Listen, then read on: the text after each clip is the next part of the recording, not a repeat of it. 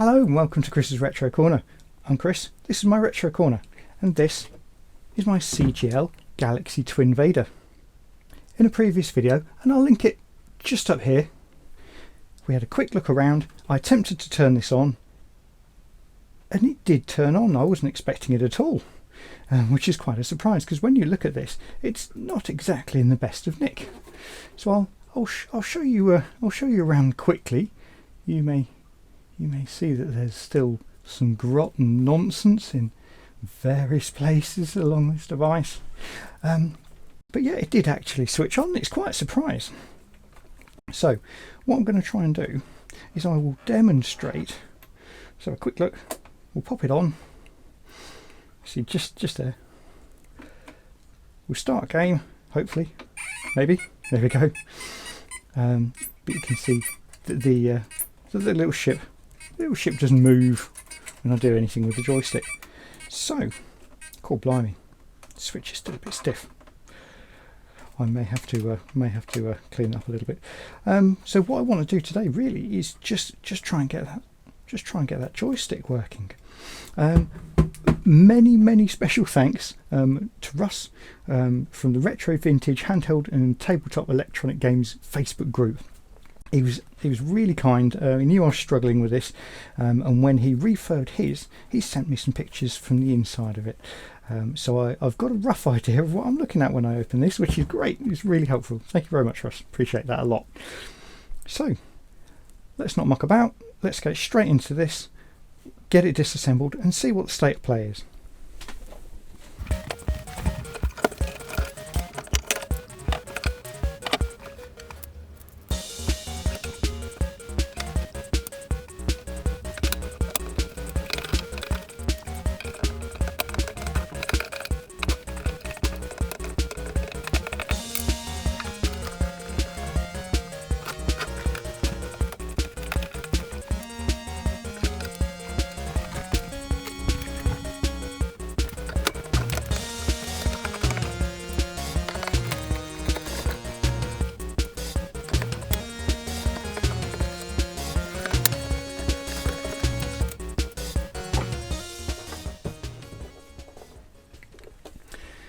So there we go. I think that's all the screws out. Ooh. Just to give you some indication of the state of play here. Yeah, I'm not quite sure what that is, and that's the worst of the screws. So yeah, when I said in the previous video that Matt said he'd found this underground, sort of covered over with a carpet and soil all over it, he certainly wasn't kidding. So let's see if we can take this apart. And there we go, there's our first look inside. God, there. I mean, it's all intact. It's there. But soil and grot and grit and nonsense. Nasty. Okay. Don't think I can leave it quite like that. So I'm going to have to give this just a little bit of a clean up. Let's have a quick snoop first as to what the state of play is in here. In all fairness, it's not actually that bad. It's just some soil and some spider's webs. But yeah. Interesting stuff. So simple enough. A lot like the Astro Wars sort of console. I fixed the joystick on. Actually, that was another joystick, wasn't it? It was just a quick swap. I'll pop a link up here as well to that if you're interested in these old handhelds. But yeah, for now, I am going to brush that off. Let's see if we can just get some of the worst of that away. So bear with me just a moment while I do that. So that's a little bit better. Not much, but a little bit.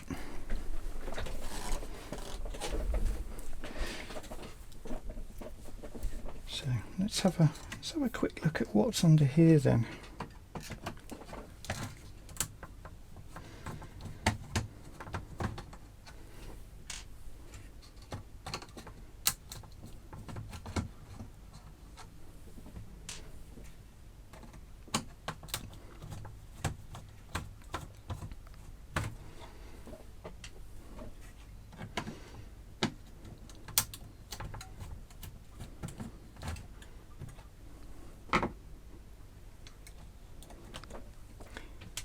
can feel there's a bit of spring pressure there, so we'll take that off carefully. Try not to dislodge the ribbon cable. Okay, so there we go. It's quite interestingly, and I can see this from Russ's pictures actually, that we've actually got 4 contacts here, an up and a down, as well as a left and a right. It does make you wonder if you were to make contact with those, whether anything would happen. It won't. But yeah, it's interesting to see how these games are adapted. Sort of the basic board, the basic controls are going to be the same across several devices, because I guess it's cheaper to manufacture like that. I should probably be a lot more careful with that cable than I am. And yeah, it's just the programming of the game ROM. I guess it's going to be a little different. Right. So having a quick look at that. I mean, it's intact. It's intact for sure. So there's that. Where are we? Let's pop that there. This a little bit grot in there. Ooh, quite a lot of grot in there. I might have to give that a brush off as well. Got the support for the joystick there, so it's applying pressure. Yeah, everything looks like it's in its place. So let's give these a little bit of a brush. I would ordinarily use this toothbrush for almost everything, but I had it pointed out to me on YouTube. I believe it was Zoltan. Thank you for pointing out that you should only ever use a toothbrush for about 3 months. So I got a different one, and we'll get rid of that. So we'll crack on with this one. Move those out of the way for now. Cool, dear. Quite stuck on there. So my theory is that these aren't making very good contact. If you have a quick look, let's have a quick look at these. So these are sort of graphite pads that are going to make contact just on the little electronic circuits there. I suspect that they're not making very good contact. Hopefully it's all still working, but yeah, let's start off simple and just give everything a little bit of a scrub over. If you're wondering, I will get round to cleaning this up properly. At the moment, I just want it working.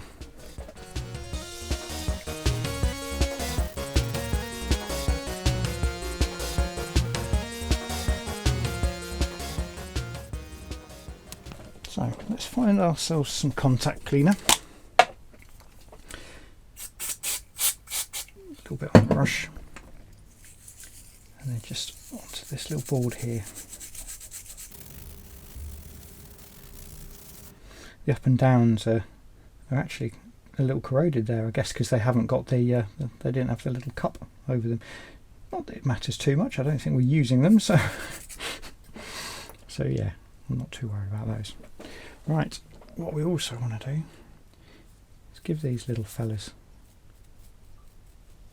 a little bit of a soak as well.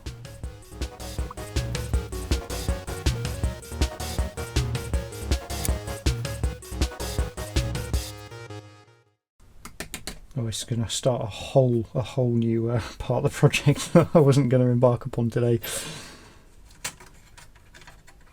So let's pop that back for now. And back in there. See if we can figure out which way around it was. Probably that. Ooh, hang about. Ah, it's that way, wasn't it? So is that? Was it that?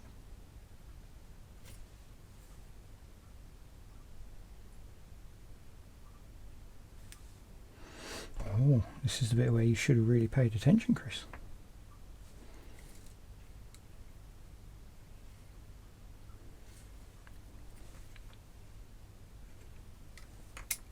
Yep, that way. Let's pop these back in here.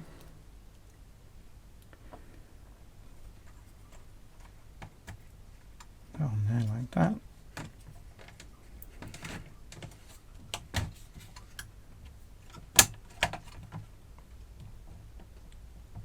Okay, that is slightly sprung, so I'm gonna keep my finger on that for the time being.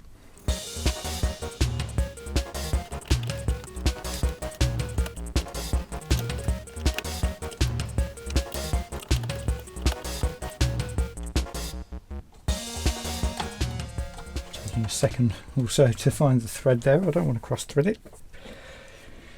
So, is it worth a quick look at that board for a second? Nah. No, we'll come back to that another time. So pop that on there. Pop these in for now.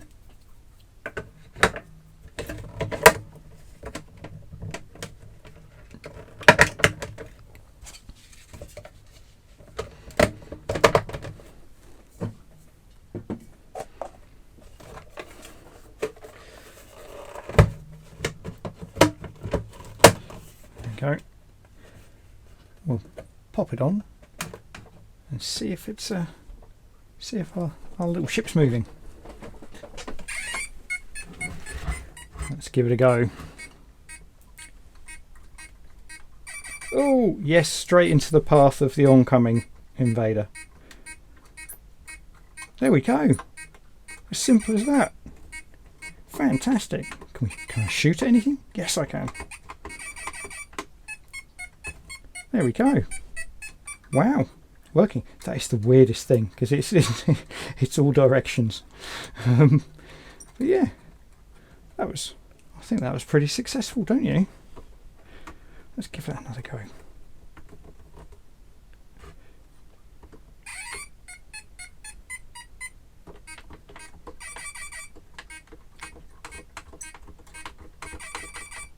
Rubbish.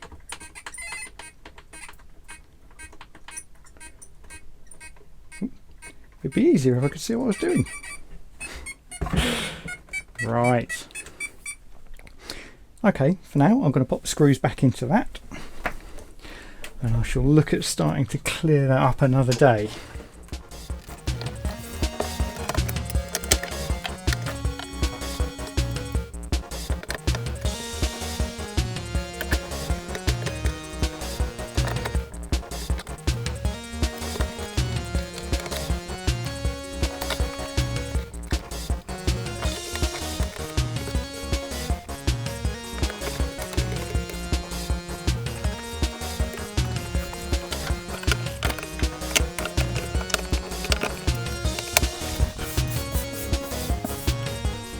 Oh dear, you wouldn't believe the grit that's come out of that. Oh, it's really quite grim. So like I said, in another video I'll do a proper clean of this device, and then I'll start looking at maybe what I can do to retro-write the plastics and such like, get it looking a little nicer. It actually comes up nicer on camera than it looks in reality. It's very yellow, but it's working. And that's the main thing. So yeah.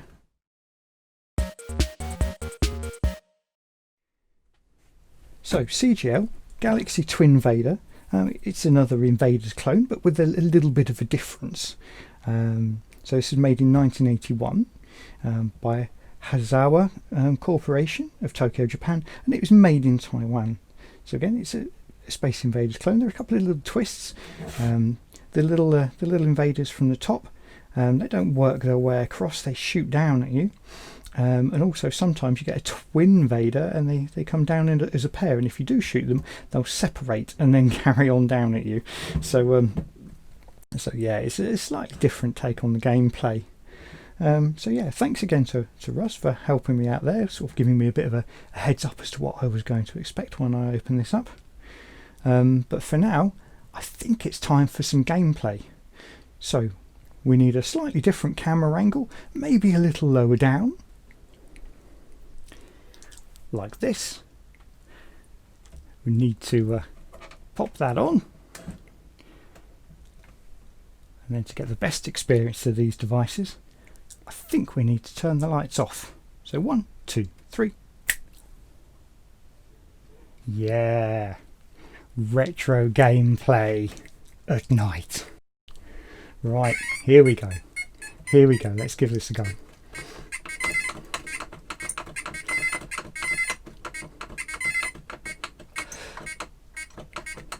Oh.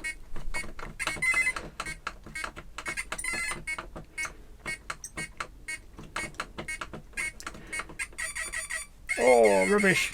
Oh, I got something.